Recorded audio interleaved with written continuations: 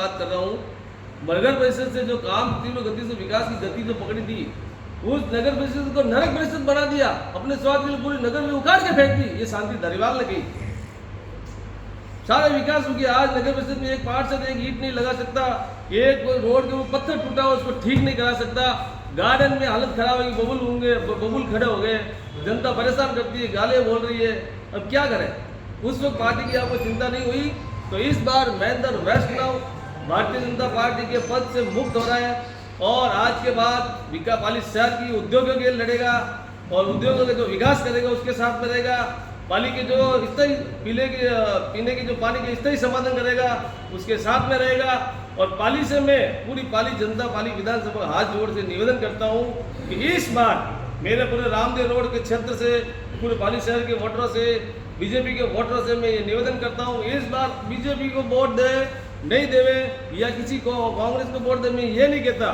मैं ये कह रहा हूँ आप इस बार सिर्फ और सिर्फ पाली के विकास के लिए वोट दे और पाली को बचाए, पाली को किसी सूरत में बचाए। पाली गर्त में जा रहा है, पाली खत्म हो रहा है, पाली की चिंता करे, न कि किसी प्रकार की किसी की बहकाव में आए। इस बार सिर्फ पाली को एक औद्योगिक क्रांति लाए, विकास की क्रांति लाए, जल क्रांति लाए, किसान की क्रांति लाए। इस प्रकार की आप ध्यान देके वोट करें कि भ्रमित नहीं हो। मेरा ये सब आपसे जनता के आपके माध्यम से जनता तक बात पहुंचानी थी और मैं आपके सामने मेरी बात रखी है। आज ही एक वीडियो वायरल हुआ जिसमें आपके विधायक जी जो बता रहे हैं कि 25 सालों से विधायक है, उन विधायक जी पाली जिले के रोड क्षेत्र के अंदर एक गांव के अंदर एक 7 साल की बच्ची ढोल बजा रही है। तो मतलब आप जितना शिक्षा का दावा कर रहे थे, क्या कहीं आपको ऐसा लगता है शिक्षा और रोजगार के दावे किया जा रहा है, कहीं लगता है कि वास्तव में इन्होंने रोजगार दिया, आज उस बच्ची को आज ढोल बजाने की नौबत नहीं आती? साहब ऐसा है, शिक्षा के क्षेत्र में तो ऐसा मैंने कभी सुना नहीं, कोई पुलिस जैसी दिखी नहीं मेरे को। रही उद्योगों की रोजगार की बात, तो रोजगार की बात करो तो साहब इंडस्ट्री के पाली में सरकारी रोजगार तो है नहीं, प्राइवेट रोजगार जो इंडस्ट्री है, इंडस्ट्री खत्म हो रही है। कितने मुनीम बेरोजगार हो गए, कितने मजदूर बेरोजगार हो गए, कितने लोगों के मजदूरी चलेगी, रोजी रोटी चलेगी, कितने ट्रेनिंग उठ गई है, कपड़ा का व्यवसाय वाले बर्बाद हो गए हैं। ये किसी को पीड़ा नहीं है, किसी को तकलीफ नहीं है, इसकी तरफ किसी ध्यान नहीं, विकास की ओर तो ध्यान ही नहीं जा रहा है ना। ये तो रोना, इसी का तो मैं झगड़ा कर रहा हूँ, इसी का तो मैं अपना इस्तीफा दे रहा हूँ।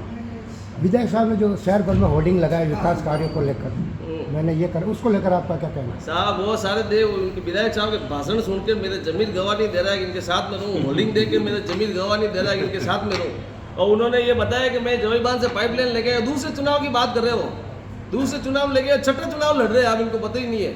दूसरी बात और बता देता हूँ भाई साहब, जब मैंने चड्डी पहन के छोड़ी थी, पैंट पहननी शुरू की थी ना, जब से विधायक साहब के साथ में हूँ, और जब पहला चुनाव लड़ा था ना, जब पहले चुनाव उन्होंने पाइपलाइन लाने की बात कही थी, पहले चुनाव में पाइपलाइन लाने की बात कही थी, छठे चुनाव में पाइपलाइन लाने का प्रयास करूंगा ये बात कही थी।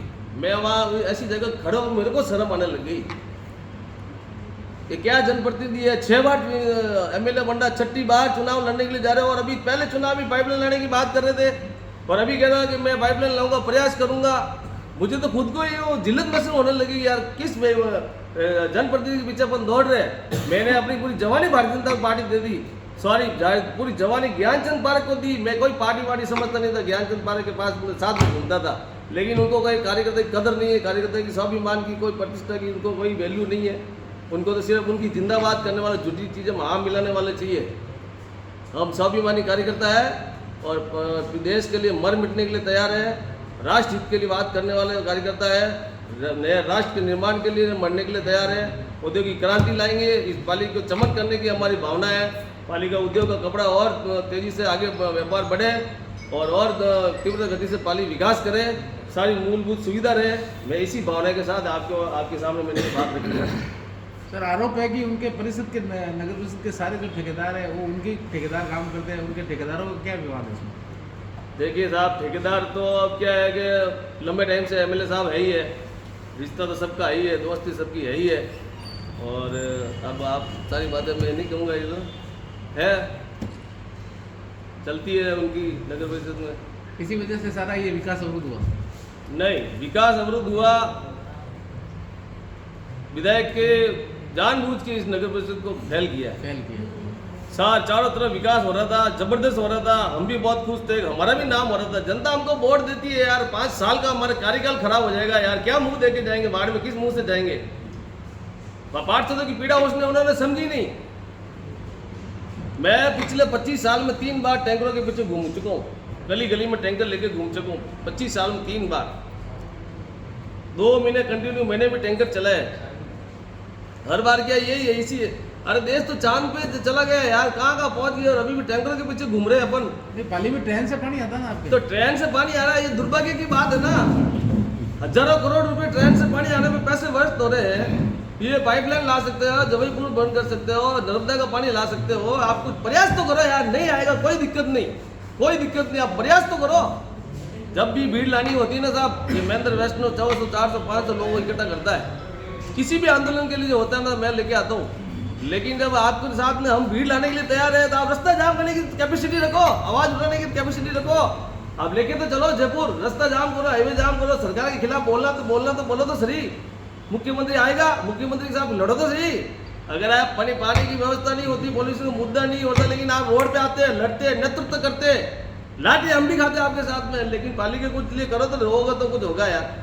खाली बातें करने से कुछ होगा नहीं, नहीं। इनकी एक उपलब्धि है ना, बोले पूरे देश में कहीं ट्रेन नहीं आती, पाली में ट्रेन से मैंने पानी लाया। ये बदकिस्मती है, उपलब्धि नहीं है, बड़ा दुर्भाग्य है, बड़ा दुर्भाग्य है। देखिए एमएलए साहब ने तीसरे चुनाव के अंदर जब फॉर्म भरने के लिए जा रहे थे ना, जब उन्होंने बात कही थी कि इस बार अगर मैं पॉल्यूशन का मुद्दे का सॉल्यूशन नहीं करूंगा, पॉल्यूशन की समस्या का निपटारा नहीं करूंगा, तो मैं इस बार अपना मुंह नहीं दिखाऊंगा। ये बात एमएलए साहब ने कही थी। उस दिन मेरा सीना गर्व से चौड़ा हो गया था।